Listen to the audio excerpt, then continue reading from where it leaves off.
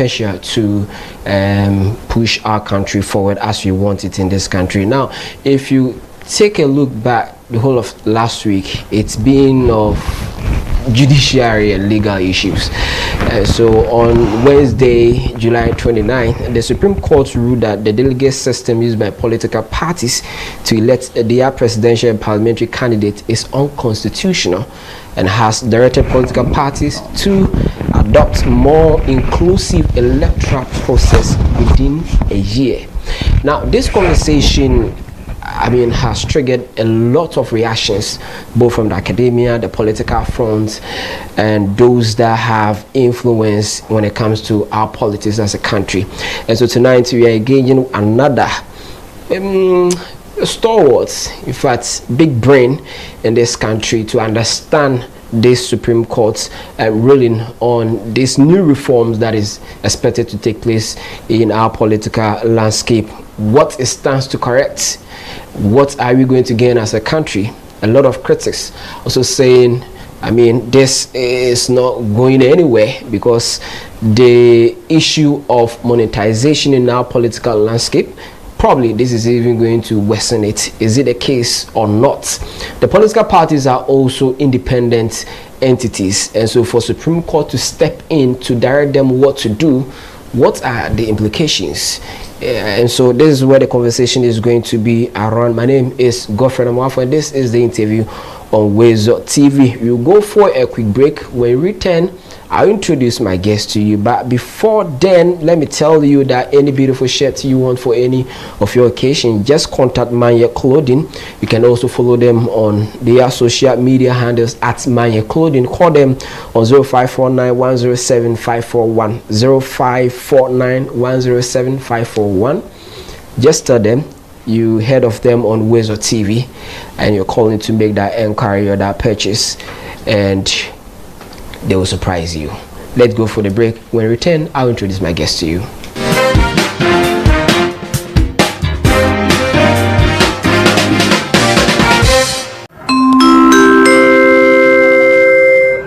Your flight is ready to leave. Sit back and relax and enjoy the flight.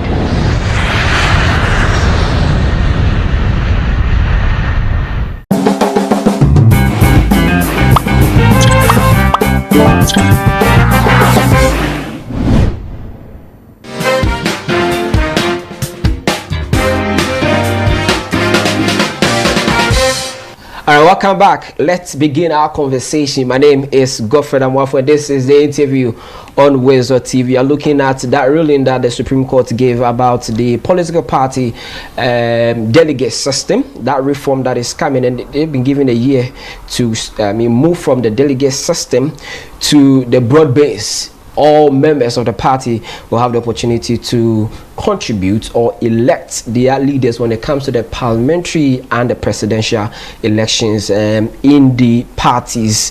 Now, let's look at we have three great men of this country who actually filed this in the Supreme Court. That is Professor Kwasi Prempeh, and then Dr. Yahoyawo Tamaklo, and then Christine Amoako, Dr. Christine Amoako Nyamwa. And so these are great personalities. I know they understand the political landscape and they know what they are up to. And so we are not taking anything away from them. We just need to understand what the Supreme Court ruling is all about and its implications going forward. Is it going to help us improve on our democracy, or it is taking us a step back, as sometimes we describe it?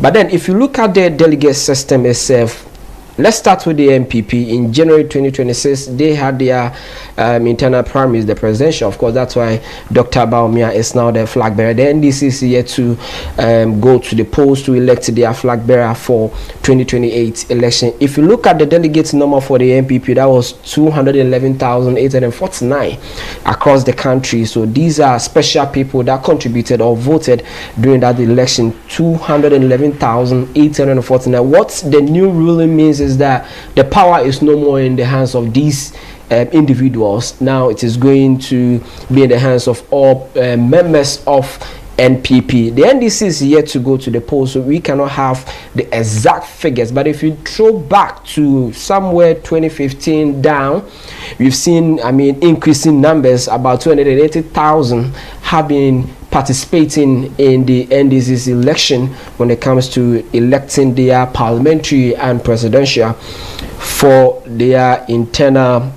elections and to get into general elections. Also, these are figures. We are just giving you the sample size of the number of people that are going to lose their special power of electing leaders in these two various political parties. We are using them because, of course, the NDC is in the power and the largest opposition now is the NPP. And so we have other political parties that told the same lane. Now, Ghana is not the only country probably that is using the delegate system. I think if we go to other countries, it is being practiced. But today, Ghana is no more going to use it. Starting from the day it was ruled, they've been given a year. When will it start properly? Our guest will help us understand. And so let me introduce my guest to you. I know that so far he is trending in the country because of some positive things that he has led a committee to actually do for us in our democracy. He is the executive director of Ghana Center for Democratic Development, that is the CDD. Professor Henry Kwasi Prempeh is his name. Prof, good evening and welcome to Weasel TV. This is the interview. Good evening, Godfrey. I trust you good. I'm doing well, by the grace. I don't know how you feel when you walk around in this country at the moment. Well, I feel, I feel some air of, I feel that changes in the air. Some things are moving, and many things are still stagnant, but at least there is some movement happening in the area of reform, some coming from the courts, some from political class, based on our report. So I do see that, we have, there is some momentum gathering, and we just want to be sure that we can, teleguide it into the right direction. So that's it. It's a wait and see. Yes, okay, it's a wait and see. Let me congratulate you with your work. Thank you on very the much. Constitution review. Thank you very much. You might have been through some tough times. It was enjoyable though. Okay. It was really fun doing it, especially knowing that you were doing it for country and mostly for posterity, because that's what constitutional reforms, we look into the future. We look from the past and the present, and to try and create different conditions for the future. So it was a very exciting opportunity to travel in the country, meeting a broad diversity of Ghanaians, and then trying to really engage in this conversation. It was really like a national conversation, talking to people from various walks of life to see exactly how they see the country, where they think the country is headed, and what else they would like to see done differently. So it was a really wonderful opportunity for us. For me and my members, we really are grateful for this exciting opportunity. Yeah. I know today's conversation is not about the Constitution. We'll come to that pretty shortly. Maybe in our subsequent discussions. But then, from your experience, you say you went around and all that. Are Ghanaians really into our Constitution? Do they understand the provisions of the Constitution to that detail? Well, not in that sense, but Ghanaians live the reality of how this country is governed. Okay. So they are subjects of the governance of this country. And I think it wasn't really, we didn't see our task necessarily as one of literally familiarizing ourselves with the text of the Constitution and all of that. In fact, there were members of our committee who were non-lawyers, and deliberately so. So we wanted this exercise to be not about the literal text of the Constitution and what Article 1 says and what Article 2 says, but we really wanted to Ghanaians to tell us how they felt, what their experiences were about how the country is governed. And for that kind of experience, you don't need to know any of the articles of the Constitution. Just tell us about your life. Okay. Just tell us about how your MPs relate to you, how government relates to you, how do you experience your district assemblies, how are things working. So I think for that, almost every Ghanaian, every adult Ghanaian is capable of actually telling you how it is that they were feeling about the governance of the country. So that perspective definitely was something that we got from people. You know, almost everybody had some view of how they felt the country was going, how it was being governed, whether they thought it was being governed well, how the parties acting, those kinds of things, the average Ghanaian understood very well. Well, let's come to today's conversation. The Supreme Court's ruling, scrapping the delegate system. Now, before this ruling, let's assume that there wasn't any case in the court for the court to rule on. Sure. What was your impression about the delegate system itself? Well, I think a lot has been said about the delegate system, often very critically. You can tell even from the way the numbers have evolved. You put out some numbers in terms of who participates in these delegate-based elections within the parties. You can tell that the parties themselves have been growing the numbers incrementally. Yeah.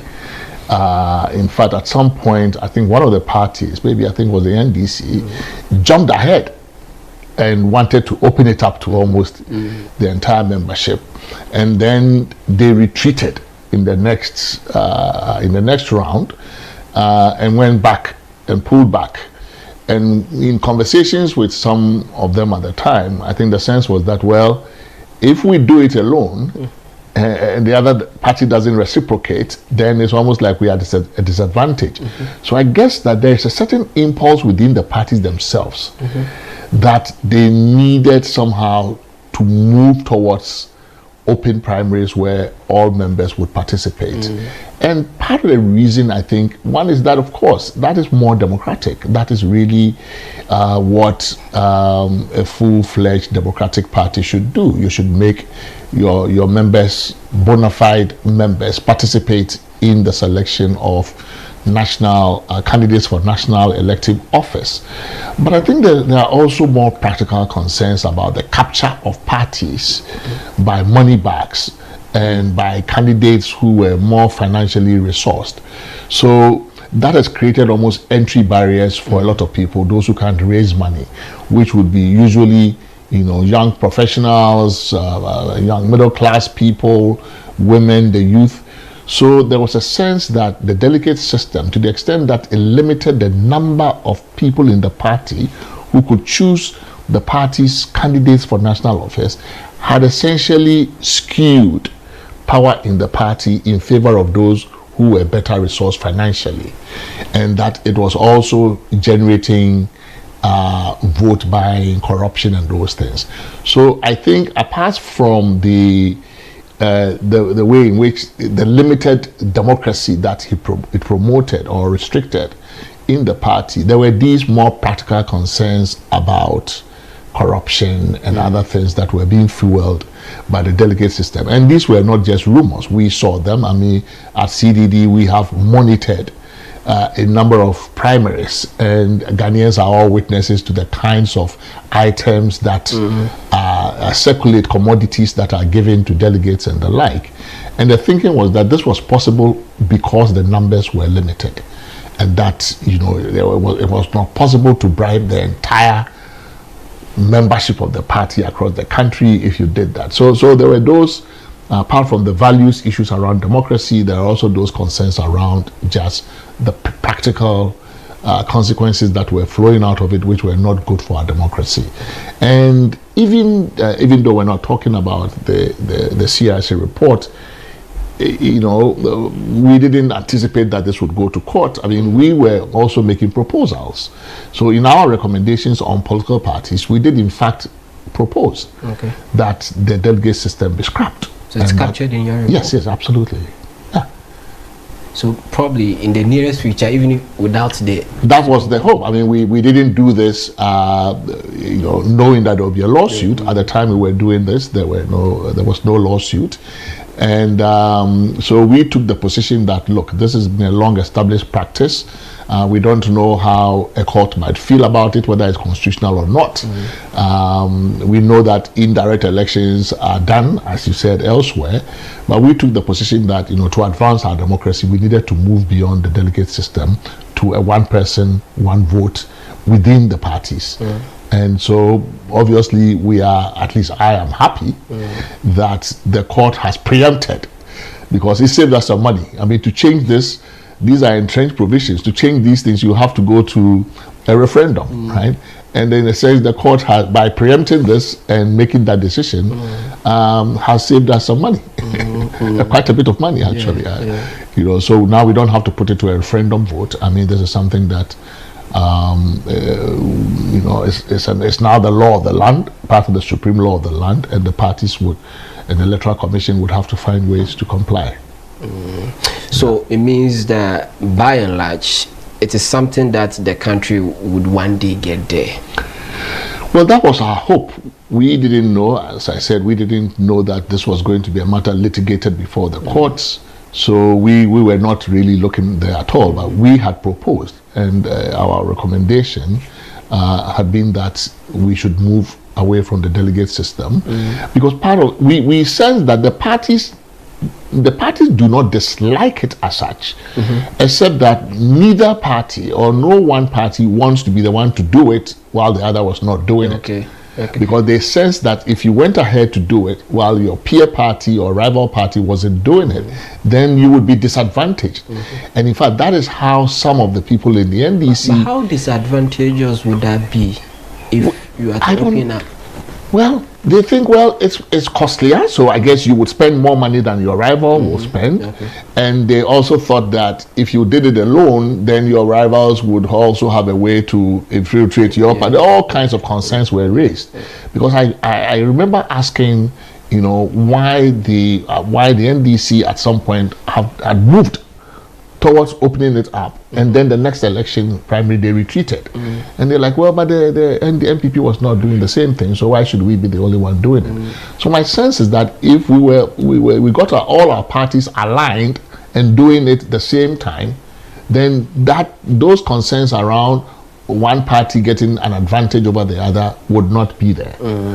Let's talk about the monetization. Do you think this is a solution to it, to end it? Well, it is not a cure-all. It is one solution, because the structure of the primaries is something that also drives the cost. So if you recall, when this decision came down, among the reactions, I put a post on my my social media, on my Facebook wall, saying we must move quickly to enact campaign and political party financing reforms to complement this decision. That was a recognition of the fact that this decision alone, while important and necessary, was not sufficient to deal with the monetization issue. So, for example, if we didn't do something about vote buying, this alone would not cure vote buying. Yeah, because you see it in the general election as well. And also vote selling. So for me, I mean, I think we've looked at usually just the politician side of the thing, the supply side, the politician who is giving TV sets and other things. But vote selling should also be criminal, should also be illegal, right? And I think that if we attacked the problem from both angles, from both the supply side, the vote buying side, and then the vote selling side, on the demand side, we could achieve some results. Not only that, there are a number of campaign finance reforms we have proposed actually in our report. For example, the open-ended campaign season. Before the last general elections in Dakar, in Senegal, we have some partners, civil society partners there. So we traveled there to help them with their election support work. And among the interesting observations my team from CDD made was the fact that they were surprised to see no billboards, unlike here. The whole city of Dakar was not littered with huge political party billboards and other things. And the reason was simple. Senegal has a campaign season, a season it's like the fishing season. When it is not declared officially open, you cannot be doing campaign activities, right? Many countries, many democracies have that, so that the campaigning period is confined, restricted to a few weeks before the election. We have moment, not a whole year, a whole 4 years. The moment one election cycle is finished, the next one starts. This is why nobody even removes their billboard, because they intend to use it again. Yeah. So, when you restrict the campaign period, for example, it cuts down cost considerably, because a lot of what is driving the monetization is campaign expenditure. Billboards, T-shirts, rallies, posters, jingles, all of those things. And you media houses, you also make a cocoa harvest season during elections. Now, if you restricted the campaign period, it would automatically cut down some of the campaign expenditure. So there are a number of complementary reforms that must go with this. This will not cure the whole monetization issue. It will help, but it is not the only solution to the problem. Without the complementary... Yes, I think that we need to see this as a first step on the structural side. But on the spending side, we need to do more on the spending side to cut down spending. And the reason I emphasize spending is that it is easier to monitor and control spending than sometimes to regulate the income coming in. Of course, we also have to make sure that we close some of the gaps so that we know the sources, for example, of where the monies are coming from. We know, as a matter of just general knowledge and rumor and the grapevine, that a lot of money flows into our politics from outsiders who are not Ghanaians. The constitution restricts funding of parties only to Ghanaians. But we know that there are outsiders, other nationals and other politically interested persons who also, during election time, bring money from outside to fund it. This could become a conduit for illicit money, for drug money, all of those. We don't know those things. But our capacity to police the income side is so weak that, for me, putting emphasis on the expenditure side. For example, if we said, look, in each constituency, there must be no candidate must have more than 4 billboards or 2 billboards of this size.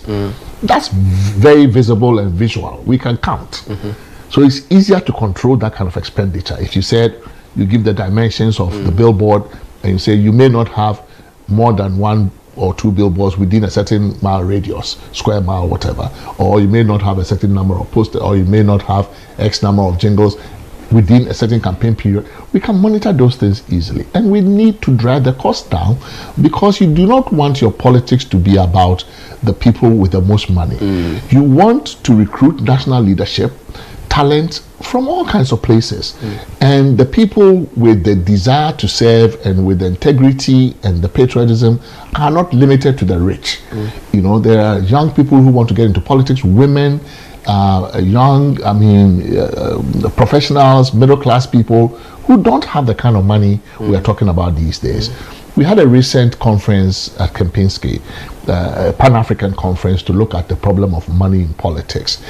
And when some of the numbers were being thrown about how much it costs to run for MP or presidential election in Ghana, some of the politicians who were in the crowd were laughing. They were like, you guys are joking. These numbers are way too low. We spend way more money than that.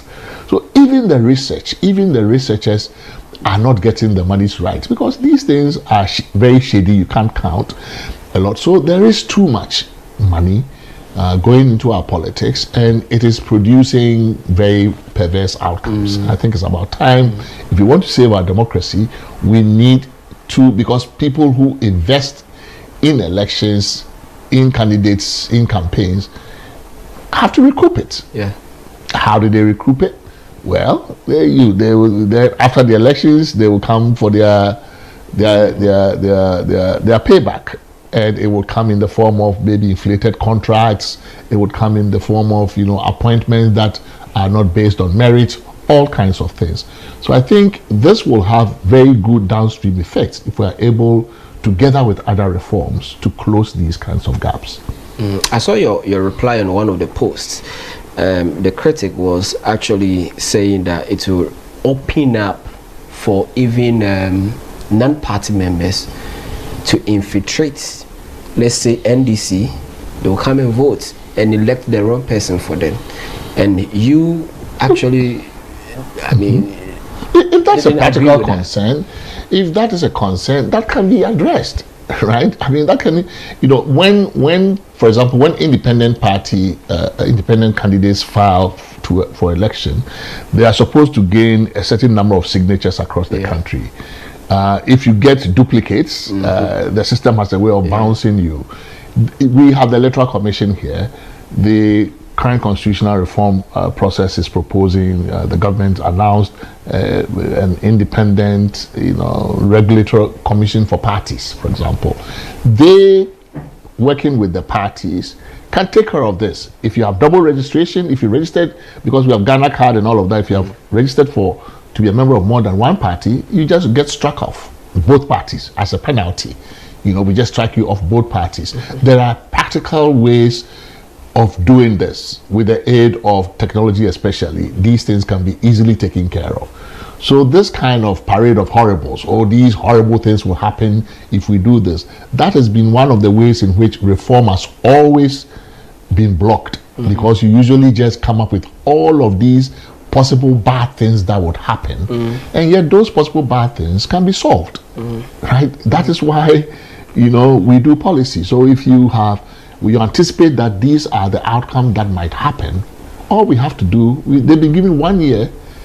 That 1 year period is for these things to be dealt with, and these are things that have happened elsewhere. We can deal with them. But have you thought about how these political parties will finance these open primaries? Because sure, I mean, cost intensive. Look, I mean, it's parties. Let me backtrack a bit, right? Let me take us back a bit. In your introduction, you said the parties are independent entities, and the parties would like to tell you, oh, we are private, voluntary. Yes, but there's a reason why in the chapter of the Constitution on representation of the people, parties are there. Article 55, which has about 17 different clauses under it, is devoted entirely to political parties. That should tell you that political parties are different. They are not just like any other private club. They are not like your men's club in the church or men's fellowship in the church and all of that. They are a different, almost like a hybrid private-public kind of thing. So we treat them specially under the Constitution. Already, the state gives certain in-kind subsidies to parties. For example, they are supposed to be entitled to equal time on our state-owned media for their programs and other things. That is a recognition that the state must have a role in helping the parties. So if this means that we now must make sure that the Electoral Commission provides facilities for this to be possible in the parties, and for example that we may have to then give a certain amount of subsidy for these things to happen, we should, because we have a public interest as a country in ensuring that the party elections are not corrupt. We have a public interest in ensuring that all of these negative things that would happen when the delegate system is allowed to fester do not happen. So the savings we make in reducing corruption, reducing monetization, we can plow some of that back to support the financing of the parties, right? So I think we must be willing as a country to put everything on the table. In this 1 year period for compliance, a number of things must be considered, including what would this cost? But it's not just a cost, there's a saving for the country in making political reforms of this kind. What if we bring down corruption, we bring down monetization, we must then be willing also to plow it back to support the parties. So yes, I think there are implications. You mentioned the first one, infiltration. We can deal with that.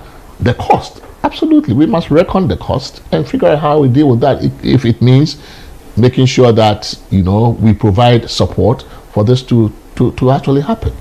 Yeah, so I'm open to all the options, you know, and we must be open to all the options. You can't have a free lunch. You can't say, well, if you think that the open primaries is good for our democracy, how much are you willing to pay for it? If it's a positive thing for our democracy, then we should be willing also to contribute to reap that benefit. But we shouldn't let the parties then shoulder the entire burden of it. Then they will still find ways to recoup the investment. Yeah, so that's my position. Is we basically have to put everything on the table, look at the cost, the benefits, the loopholes, the gaps. How do we implement this in a holistic fashion so that every possibility is anticipated, every loophole is closed, every gap is addressed, and then we can have a system that works for everybody. But the parties cannot carry the burden alone. Absolutely not. The fear is that this thing will still favor the one with the financial muscle in the party. Because if you don't have that muscle, you can appeal to the entire population of your party across the country. You mean within the parties? Within the parties.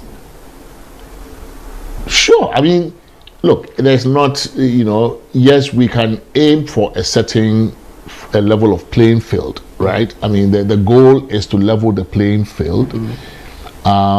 Certain advantages, inherent advantages, we cannot do much about, right? We can reduce the disadvantages to poorer candidates, you know, by a number of, like I said, I keep harping on this, complementary reforms, right? If you reduce the campaign season, if you don't allow campaigns to run for 4 years, 3 years, 2 years, a year, if we say campaigning for within the party can only take place 3-4 weeks to the primaries, campaigning in general elections 6 weeks to the election, we have considerably reduced the advantage that the super rich candidate would have over their rivals. But you must also know that elections have not always favored the rich. Otherwise, incumbent governments in Africa would never lose power, right? Because they sit on a lot of huge resources. The war chest of the incumbents in an African democracy is huge. And yet, challenges come from behind and win. But right? Prof, have you also observed that every reform in our electoral process is being endorsed and accepted by the ruling party, but the opposition sometimes have a lot of issues about it? Well, you see, and this is part of what I think is maybe the short-sightedness of our political class sometimes. You know, there is this, one of my favorite American political philosophers,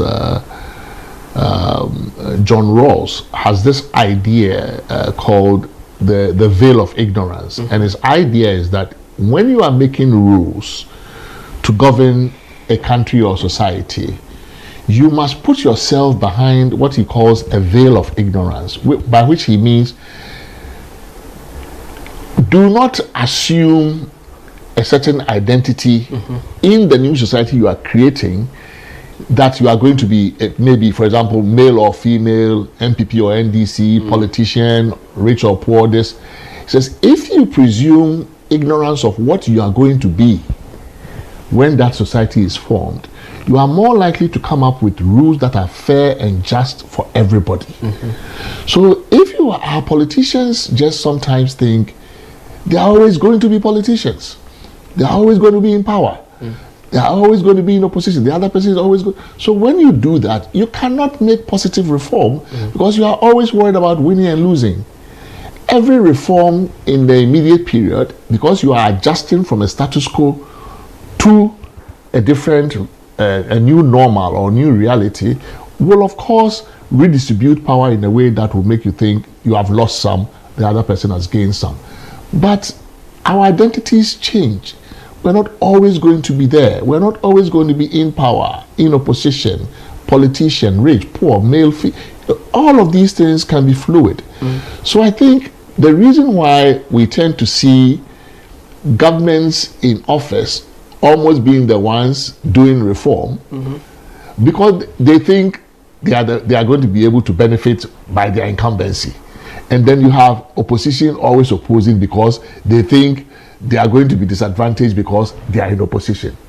But these things change. And so I think what we need to do is look at reforms not from the vantage point of where we are sitting today or where we will be sitting tomorrow, but in the next, assuming that you are nobody at all.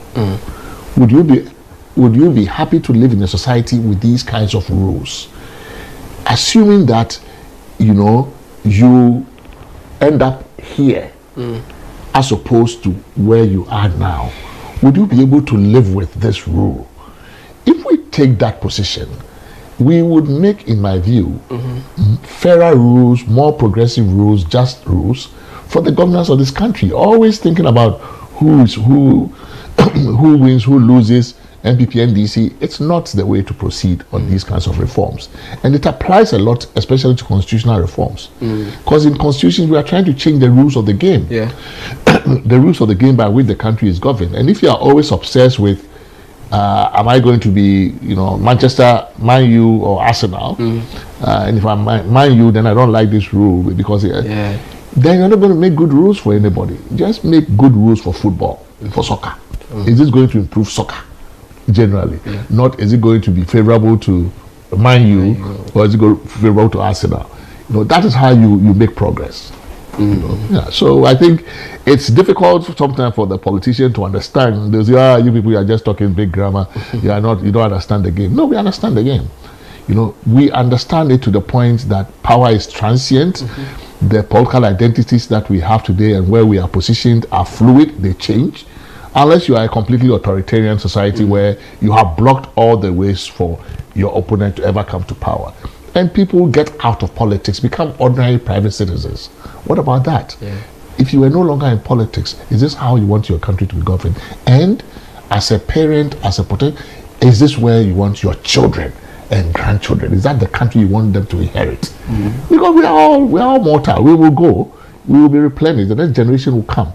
So we must not make reforms thinking, we are changing the constitution today. We have power, so we don't want to elect this one. I don't want to give up my appointment power because you are not going to have the appointment power all the time. This is how reform must happen. Otherwise, countries will never progress. Unfortunately.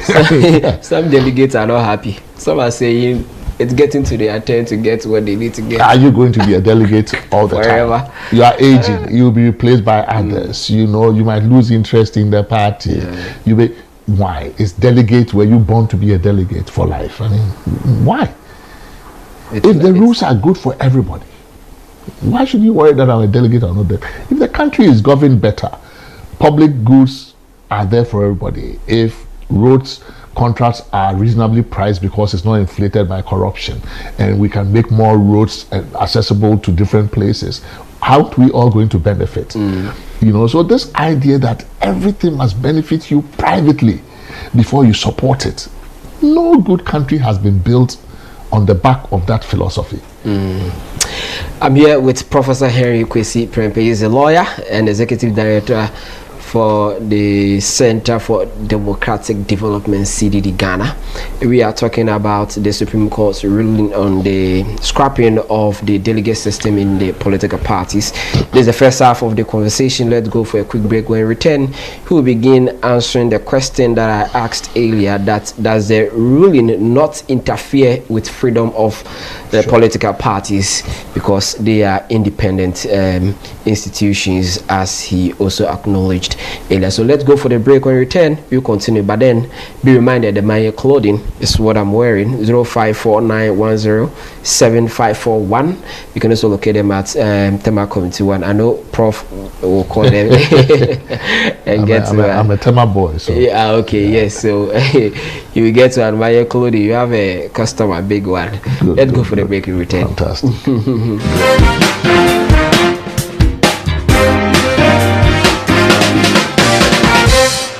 Can he tee up someone in red? And it goes to one! Do not say! That's who goes for. I got 5 champions league. You want to know? I be the real goat. Chairman. I be the real goat. The left magician. Who is the goat? Ghana Jollof or Nigeria Jollof? Ghana Jollof has no co-equal. The smell alone.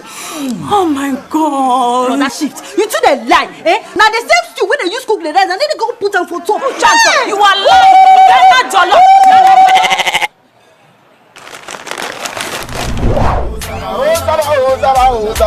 And you been here, forget everybody, yeah? My guy, put some respect on the goat. On the goat? The only goat I know lives in Tama. Every year, we dey give to you back to back. We are talking about PET. I want some Yaji face. Except be the goat, huh? My guy, he be the goat. Though our choice of goats may differ in football, music, and jollof, Alomo Bitters always brings us together. Alomo, experience greatness in every moment. Drink responsibly. Not for sale to persons under 18. Not recommended to pregnant women. This advert is FDA approved.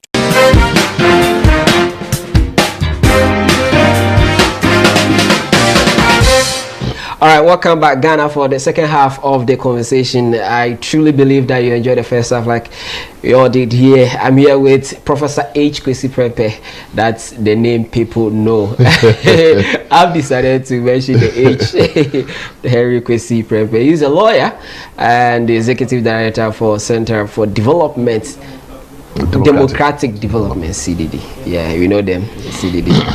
They've been prominent when it comes to our elections and democracy in this country. Before we went for the break, I told you that when you return, you will answer the question of interference because of the stature of or the nature of political parties in this country. For the Supreme Court to order them that go and do this, is the Supreme Court not interfering in the freedom of the political parties? Very good question. I think this is the foundational debate, right? Basically, because there are some who are saying, look, the parties are private entities. That view is definitely not the one that our constitution embraces. And this is not limited to Ghana.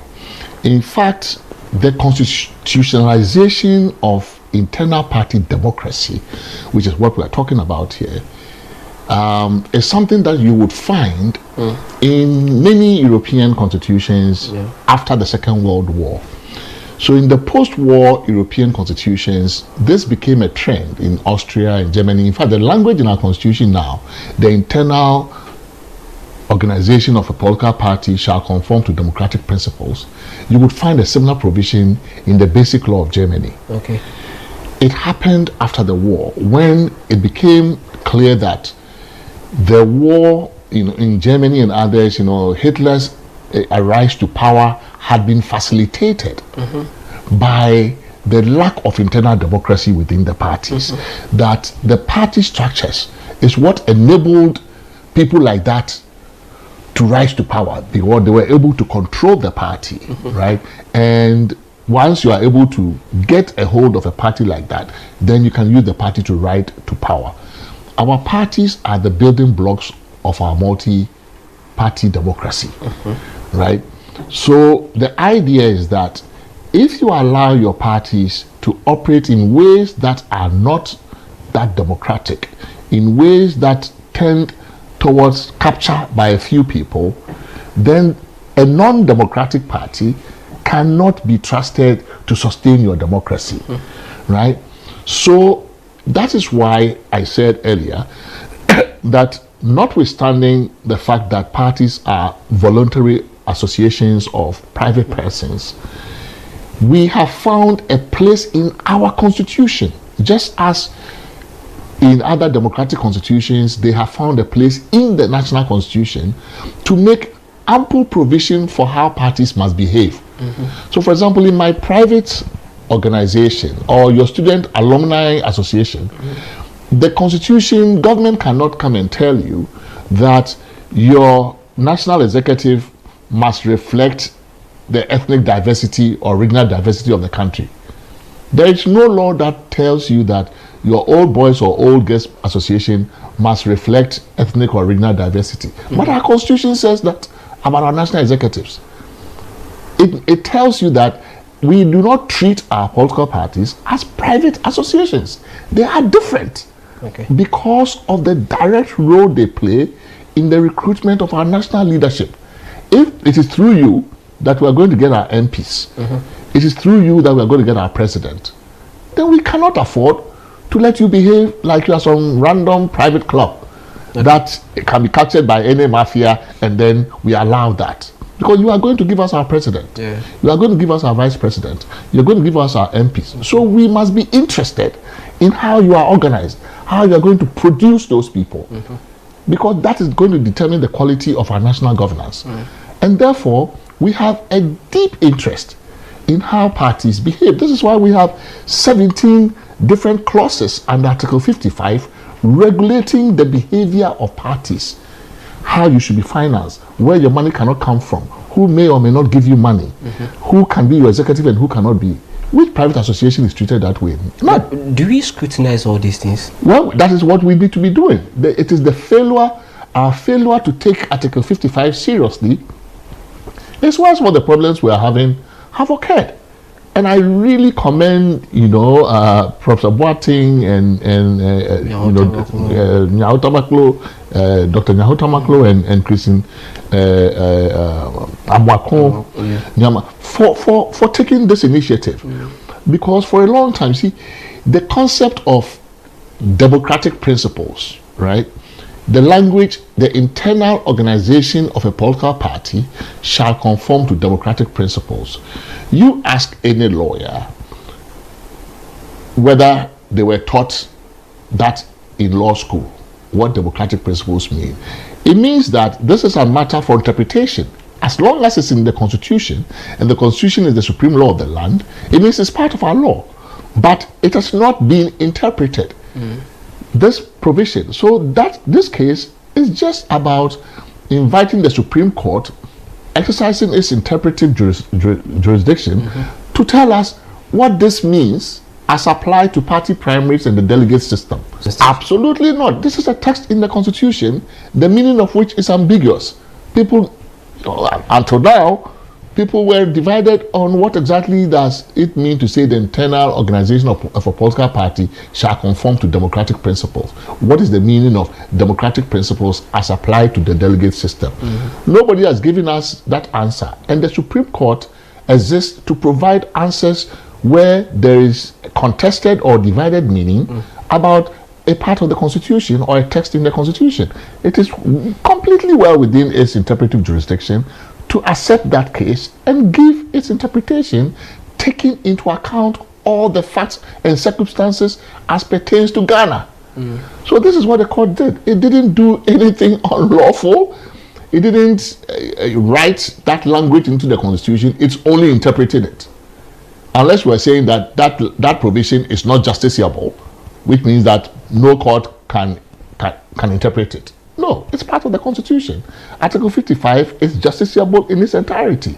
So the Supreme Court, which has the power, the jurisdiction under our Constitution to give authoritative interpretation to contested text in the Constitution, gave its interpretation.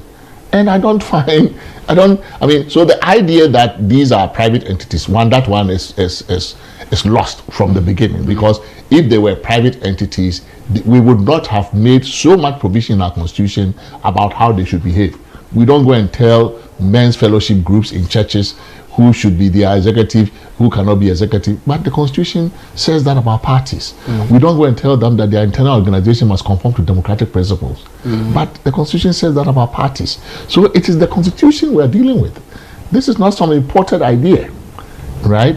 So like I said, a lot of countries have come to this recognition a long time. This is why they have treated parties as very different voluntary associations. They don't treat parties as any membership club.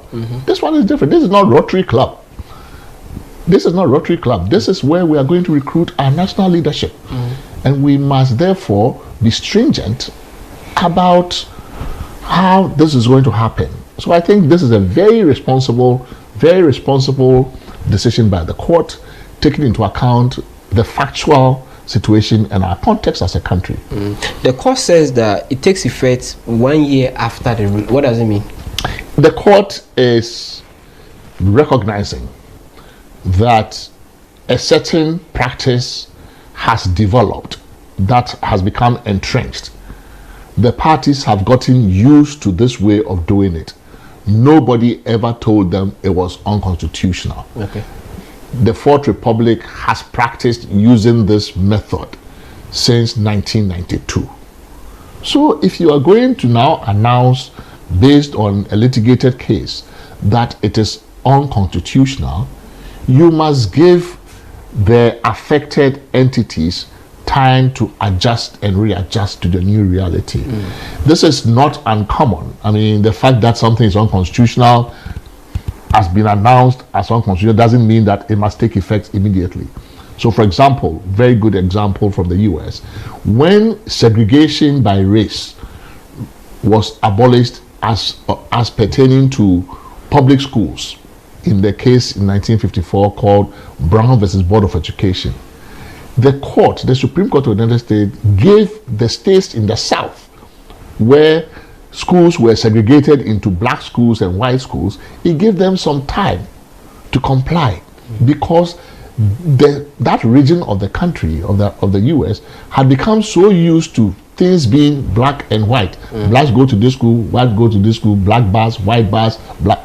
They become so used to it as a matter of tradition and culture that it would cause social chaos for you to say that the next day after our ruling, everything like that is abolished and you must comply. So it gave them time to adjust to the new reality. And that is actually a very pragmatic way of doing these kinds of things. Right? There are some decisions that must happen immediately. Okay. And you say, tomorrow, stop doing this. So for example, if you say, tell the police, it is not constitutional to arrest somebody and slap them. You can't say, oh, since you are so used to slapping people that this decision takes effect 1 year from now, so you can continue to slap. No. Do your last slapping. Exactly, do your last slapping, you know. So there are those decisions that can take effect immediately. There are others that, for pragmatic reasons, you must allow time for the compliance to take place. And so I think this is a reasonable time period. It's before the next elections anyway, next general election. So you're begin to conform your practices, work with the Electoral Commission. If you're going to develop new membership roles, how you're going to determine who is the member, bona fide member, dues, whatever. 1 year is reasonable enough. You said, the court said it's unconstitutional, but then those that have been elected before this ruling still stand. Of course. Is it giving a room for... No. I mean, because how are you going to apply the ruling to undo past primaries? I mean, most of the time, these constitutional rules oftentimes apply prospectively. Okay. So I think it would cause too much chaos to go and redo. I mean, you know, the law, as you say, the law is not an ass. I mean, it shouldn't be an ass deliberately, right? So yes, I think it makes sense to say we are not going to undo what has been done already, but going forward, this is the new normal. This is what you must comply with. And I think it's, again, just as they've been given 1 year to comply, I think this idea that the rule applies only prospectively makes sense. Yeah, I mean, I don't see a problem with that. From the legal perspective, what are the shakes up you're going to see in the political parties in the coming days? Well, I think, compliance means, one, you do away with the delegate system. It would mean developing proper membership roles, maybe giving every member of the party a voter card. I think what this is going to do is make our parties become, one, they modernize. They have to modernize. They become more regular. Some of the identifications we are using in the country will also seep into the parties, national ID and those kinds of things. So there will be some progressive reforms. And I think it will even help them get data. Absolutely. You do have, you see, because it gets to a point where the delegate system was pushing us to a point where our parties were interested only in voters, not members. Yeah. You know, it's like, we don't care. We are just enough delegates to do this. Right? That's all we care about, our delegates. Now, membership is going to be important. You need data. You need all of these things. And so I think it's going to strengthen our parties. You know, it's not good enough to say that we have only these few people who matter in the party.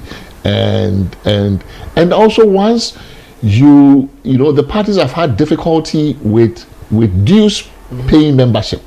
with raising money from their membership.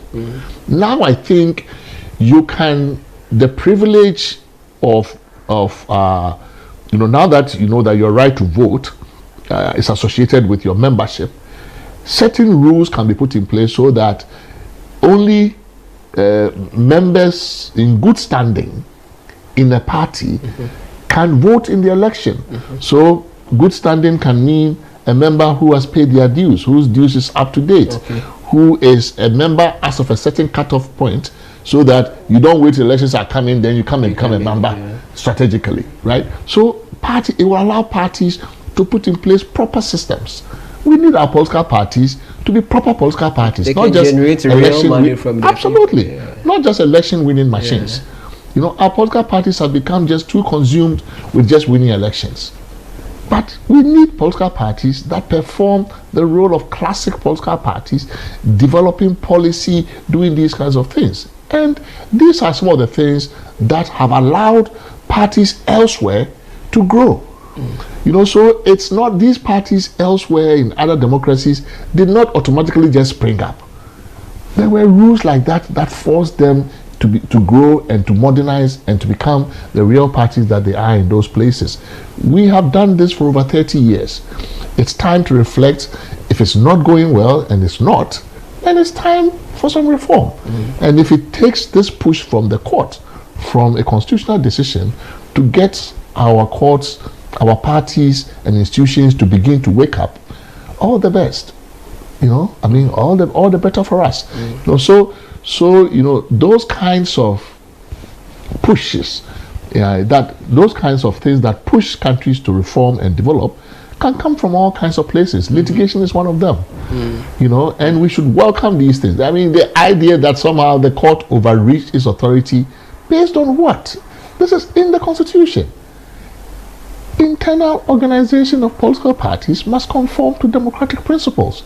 The question for the court, please court, tell us what democratic principles mean as applied to the delegate system. So simple explanation. And the court has given you the answer. Now you can disagree and say no, but delegate is also democratic.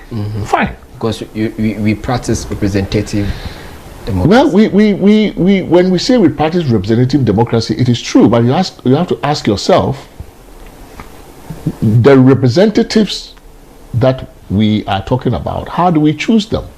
If the country is the organization and we are all members of the country, do we not all vote to elect our president? Yes, we do. Do we not all vote to elect our members of parliament? Yes, we do. Do we not all vote to elect assembly members? Yes, we do. These are the three most prominent offices that are elective under our constitution. And in the election of those persons, direct democracy is what we use. All of us, universal adult suffrage, all of us vote. So you can then say that the Constitution's default rule is that in electing people who are going to hold national political office, everybody must be entitled to vote. Then you say, okay, but Parliament, yes, Parliament cannot, make decisions, pass budgets, pass laws by having everybody in the country vote on the legislation. That is where representative democracy is. But even in Parliament, ask yourself, how do MPs in Parliament vote? Every MP votes. Every member of that body is allowed to vote. So the analogy then is to parties. If you are a membership-based organization, what we are saying is that insofar as you are participating in the choice of our national leadership, every member of your party must participate in that election, in voting for that election. It's almost like saying that, well, now because parties are, we do representative democracy and parties are private, we can allow parties to say, for example, that if you are a woman or if you are left-handed, you cannot participate in our election, or you can't even put yourself up for election. No, we cannot allow our parties, because we are using the parties only as a vehicle. It's a means to an end. The parties are serving us as a means to an end. The end is representation of the people. We are recruiting national leadership. You are going to help us as a vehicle for us to recruit national leadership. You cannot make your own rules that will change the kinds of outcomes we are looking for. We are looking for good men and women to govern the country. And you are going to tell us, if you are not rich, we are not going to allow you. I mean, the argument is if you can mobilize, you have no business in leading. No, I mean, that is not what leading is about. Leading is about capability, about integrity, and those kinds of things. I mean, you can't mobilize. What has mobilization got to do with your capacity to govern a country well? You know, mobilization is not what presidents and members of parliament do. The job of an MP or a minister is not to mobilize. It is to lead, to show the way, to make sure that this contract, we understand it. It's to make sure that when we send you abroad to go and execute a contract, you understand what you're doing. You know your left from your right. That is not mobilization. Mobilization is not a quality we look for in governance. Politicians and those guys, they are not businessmen and women. We don't do politics around mobilization of. It's not a contractor. We are looking for people who can run the country. So some of these ideas that have become part of our psyche is what I think a decision like this will help us gradually move away from, so that we don't privilege money over merit, wealth over integrity. These are the things that our democracy is not producing. We are in short supply of these things. And if this decision is going to be the one that pries open the door for more positive reform, we must be happy about it. Look, we at CDD, we do a lot of surveys, we do Afrobarometer in Ghana. The results are not good. People like democracy. They like to choose their leaders. But the same people are telling us in the last 10, 15, 20 years that they are disappointed with what they are getting from our democracy. They don't like the outcomes. And it's not just here. Across Africa, a lot of people are losing hope in democracy. I don't have to tell you this. In our own sub-region, look at what is happening in our neighborhood with the return of coups and stuff like that. We need to rebuild confidence in our democracy. And one of the ways to do it is to push money farther and farther away from it, so that people of good conscience, people with merit, with talent, with love of country can come in and say, look, I don't have money. I'm not a rich person. But my background, I think, makes me, I believe, suitable to play this role, to represent my constituents. I've lived with these people in this village for all these years. Elections come, and then somebody with money who hardly goes to, who hardly lives there, doesn't even, just comes, catapult themselves from Accra or Kumasi or somewhere and say, I'm your MP because I'll give everybody money. I think we should gradually be thinking about this country's future more seriously. Our lifespan, our children will grow and come and inherit this mess. It's not looking good. Our democracy is not producing, the outcomes we're looking for. And many other countries are passing us by. So we travel the region a lot because of the work we do. We have a lot of allies and partners in the region. And you can tell that we play politics too much. A lot of our neighbors are developing gradually. They are shaming us. A lot of people come here and they're like, oh, Ghana, actually, all this democracy, Accra is not looking really pretty. Things are happening in our neighborhood. We should make democracy attractive in terms of the outcome. It should reflect that Ghana is moving on. We're not just doing elections and changing leaders, but things on the ground are changing. Accra is looking really nice. Things look nice in Takoradi, in Kumasi, in Ho, in Lake Lebi and other places. We should let this be felt. But this kind of game where we are like, everything is a game, so like entertainment, this one beat this one, he has more money, then you can collect a TV, what is it going to take? Prof, we are wrapping up, but do you foresee any hindrance in the implementation? Sure. I mean, absolutely. Like I said, look, and this is why I think it's really sensible on the court's part to allow a timeline, a timetable for the reforms to kick in. No new no new policy is without adverse consequences. You have anticipated some of them. We have discussed some of them, some of the possibilities, some of the loopholes. But this is why we sit down and think through these things. 1 year is long enough for political parties, for the EC, for Parliament, for civil society, for media, for all of us to put our heads together and say, okay, these are the likely consequences of this decision. How do we solve this one? And let us remember that we are not insular. We don't do this democracy alone. Some countries have transitioned from delegate system to one person, one vote. How did they do it? We learn from each other. I mean, peer countries have done these things. So again, in doing this, we should have a comparative perspective, not just think that this is we live in Ghana, we are in this, shell by ourselves. How has it happened when countries have transitioned from a delegate system to a full-fledged one-party, one-bill, open primary system?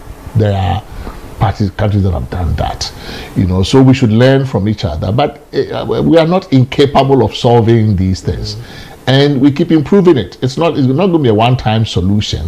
When we started elections in 1992, if you recall, you may not have been born, but if in 1992, we didn't have transparent ballot boxes. When we started elections, the ballot boxes were not transparent. You couldn't see. And then the MPP boycotted the parliamentary elections. So as part of the confidence building measure for the next election, we started, okay, if you didn't trust, you wrote a book called The Stolen Verdict, saying that you didn't trust the outcome. So incrementally, our elections have improved. Then we said, okay, if you want to see whether or not we started the voting process on this day with an empty ballot, with an empty ballot box, now we are going to make it transparent so every voter will see it in the polling station.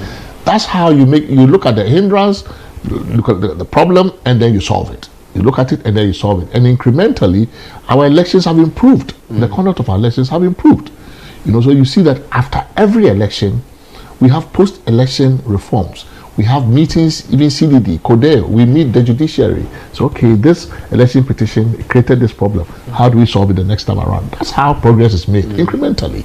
Not just one time and for all. It's incremental. So, yes, there will be hindrances, but we've been allowed 1 year to come up with how to implement this thing. And I mean, we do not have the intellectual acumen to solve this problem. Of course we do. I mean, this is not rocket science. It's 1 year, okay, because the political parties had their own timetable already. They had their own schedules. And but this is now the constitutional schedule. You have to comply. I mean, this is the supreme law of the land. So it means that they will have to put whatever they put on table to do aside and focus on this. Well, it's not like what you want to do as a party is more important than compliance with the constitution. This is the supreme law of the land. The court is not asking you if you've done your election already. The court is not saying go and redo it at your cost, right? You said it. This applies prospectively. So put in place the mechanisms so that your next elections that you do in the parties will be in compliance. So it's mostly probably for the NDC, which hasn't held this election, to start putting things in place. So I don't think we shouldn't always resist progress. Progress may be uncomfortable because when you are being moved from your zone of comfort to a new normal that you are not familiar with, it's always uncomfortable because you've become so used to this. Even people who are being moved from very bad housing to new places resist it because they become so used to the neighborhood. I know my body's here. I mean, this nice place you say I should go and stay called affordable housing, and I don't like it. Because my bodies are here.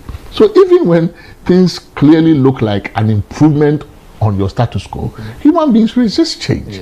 So that is to be understood. That is why you give time for us to process this. And I think that this, for me, is a good decision. I would reiterate, as I did at the beginning, that we should not see this as a silver bullet that solves every problem about our primaries or about elections. This is a necessary change, but it's not sufficient. We need complementary reforms to close the gaps that we have identified: vote buying, vote selling, the open-ended election season. We need to make sure we have a campaign season in this country, reduce campaign expenditure, monitor expenditure. Once we do this, then we have created a whole ecosystem. It's not just one decision. One decision cannot reform our politics. It will take more than one Supreme Court decision to change anything. But I think it's a good beginning. Prof, is the court always right? No. The court is not always right. So the court's decision is final. Okay. But it is not infallible. Okay. So this is something that has been said about the U.S. Supreme Court. The court has finality, not infallibility. That is why in the Constitution, our Constitution, courts are allowed to revisit past decisions and change their minds. Our Constitution says the Supreme Court can review its own decision on its own motion. Right? It can make a decision today, and 10 years later, it is allowed to say that we overrule our decision in 2026 because this assumption we made about life is not how life works. So judges are allowed to say that they erred or their peers in the past made a wrong decision. Right? So no, the Supreme Court has finality, but finality is not the same as infallibility. So that is why I usually have a problem when courts don't like their decisions to be criticized. I mean, this is why we must subject decisions of the courts to critique in the public arena, in scholarly journals. I mean, law students should not be taught that this is the case, this is the law because the Supreme Court says so. They should be made to understand the logic of it, to query it, to critique it, and to say that there's a better, the court got this wrong, they could have done it this way. So no, I mean, I'm not saying, I would never say that the court always gets it right. But it is the duty also of lawyers to constantly push the court. You know, judges don't make law alone. They make law with lawyers. It's the lawyers who write the briefs and go and argue. And judges base their decisions based on the arguments you have canvassed in your brief and your advocacy. So good lawyers assist good judges to come to the right decisions. Right? So that is how law is made, by courts. And so no, I mean, lawyers and judges are not infallible, but there is a system for self-correction. Okay. If it's from the High Court, it can be corrected at Court of Appeal. If it's from the Court of Appeal, it can be corrected at the Supreme Court. And if an error is made even at the Supreme Court, review can correct it now or in some other time in the future. Courts are allowed to change their minds. So there's that room for that. Absolutely. Prof, absolutely. We are closing. What's the bottom line? The bottom line is, I think it's a good decision for our democracy. I think I will just say it is not the silver bullet that will cure all the problems with our internal party democracy. It has opened the door, and in my view, the duty then is on us to take the opportunity that is presented by this decision to put our minds together and reform the way we do politics within our parties and within our democracy, but also put together a number of complementary reforms so that this problem of money and exclusion, this exclusion within our politics will be a thing of the past. Professor Henry Kwasi Prempeh, H. Prempeh. I know he'll be remembered forever in this country. Well, my grandfather's name is Henry. That's why I usually do H. Kwasi, so that it doesn't exact. So I'm not confused with him. How many people know this? Not that many people. I'm named after my grandfather, who was actually a Supreme Court justice at some point, Justice Henry Kwasi Prempeh. So because I also took the path of the law, I don't want my bad deeds to be associated with him. So I do mine Kwasi Prempeh so that people don't confuse me with it. Now you understand. Thanks to Wezo TV. Thank you so much for your time this evening. This is a wonderful opportunity. Thank you so much for granting me the audience. This is where we draw the curtains on the interview this evening. My name is Godfrey Amwafo. But then before you go, check out on Manya Clothing 054-910-7541. They are in Tema Committee 1. You can also follow them on all their social media handles at Manya Clothing. There are for tonight's conversation. Let's meet next week for another insightful one. Bye bye.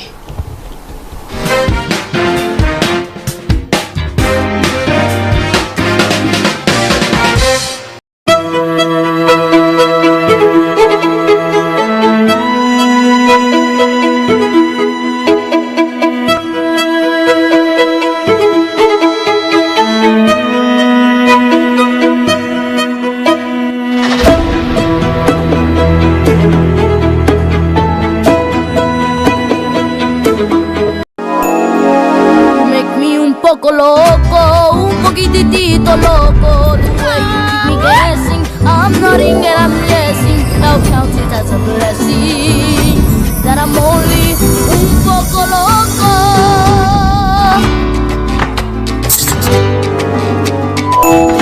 Wezo TV, we go all out for you.